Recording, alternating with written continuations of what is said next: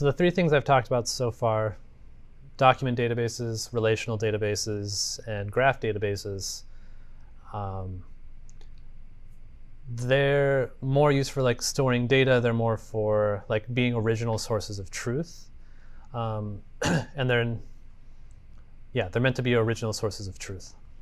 I think that's what I wanted to say about that. A key value store is actually an entirely different beast, and you're going to use it an entirely different way. Usually it's a companion to another database. I'm going to say usually because I have seen people do very strange and unexpected things with key value stores, but suffice to say, that's not the common use case for these. So you can think of a key value store as just the world's largest JavaScript object, right?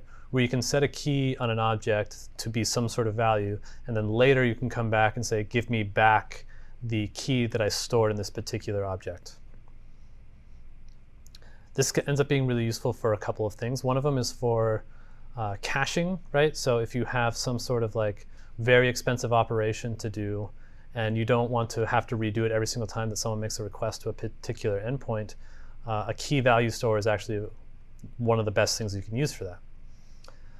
Like if you have like a very expensive SQL query that queries every user in the database, you can cache that temporarily in a key value store such as Redis.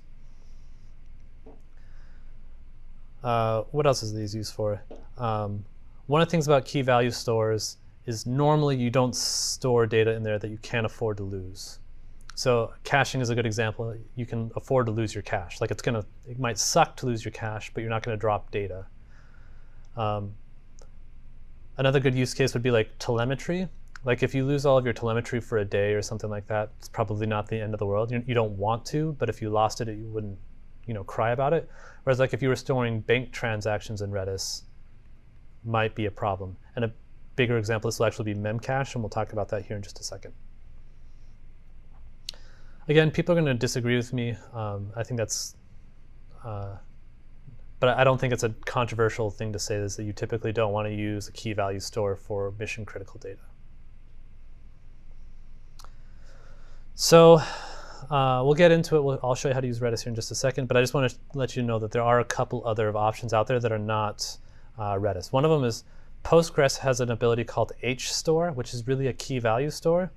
So if you're already running Postgres and you have key value kind of things that you want to store, and performance is not necessarily the reason why you're doing it, then HStore would be a good option. HStore is, it's a query against Postgres, and if a lot of times that you're going to use a key value store is to get away from overloading your database servers.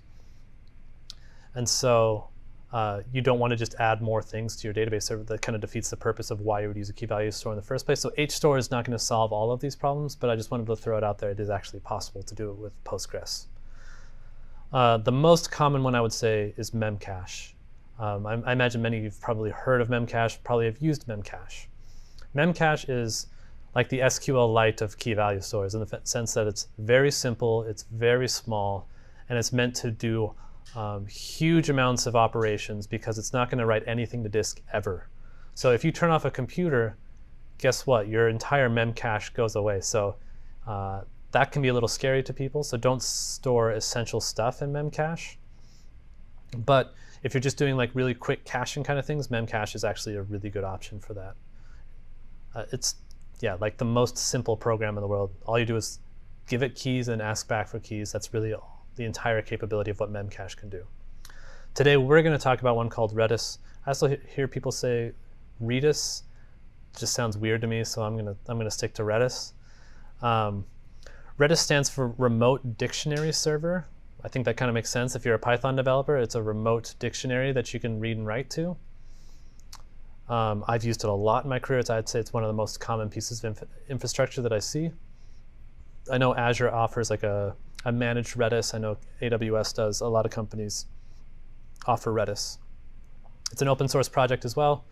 It doesn't have any restrictive licensing, so it's pretty free to use for you as well. And it's a great companion to any other database. So you'll use MongoDB and Redis, or you'll use Postgres and Redis together. So let's go ahead and get started with it. So I'm going to copy this one right here. And I'm going to pop over to my command line. I'm just going to close this. And I'm going to say docker ps, and I'm going to first kill my Neo4j. Again, you don't have to do this. If you want to keep playing with Neo4j, feel free to just leave it up and running. And now I'm going to run this Redis server. So this will get Redis running with my Redis. It'll expose port 6379, which is the port that Redis runs on. And we're running 6.0.8. Okay, and then I'm going to copy this one here, this docker exec. And this should drop me directly into Redis. Okay, you can see here 127. Let's make this a lot bigger.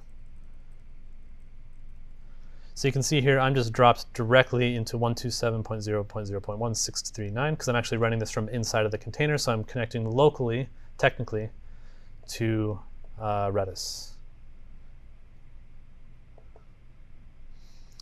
So let's get this like with the most simple use case possible. I don't know what, ignore that. I'm just going to say set name Brian Holt. Like that. And it says, okay, I did that. I did the thing that you asked me to do. I set Brian Holt. Now what happens if I want to get Brian Holt? You can probably guess. Get name Brian Holt. I mean, that's, let's be honest, about 80% of how to use Redis right there. We could probably end the class and you would just be like, okay, I know enough about Redis right now. We're not going to stop there. I'm going to show you a bunch of other really cool stuff you can do with Redis, but getting and setting keys is about 90% of why you want to use Redis. Too close. We did use Redis at Reddit. That was confusing. Okay, so like the primary use case here would be like, let's say I queried my Neo4j cluster and I got a count of like all the various different facets of people, and that was a very expensive query to run.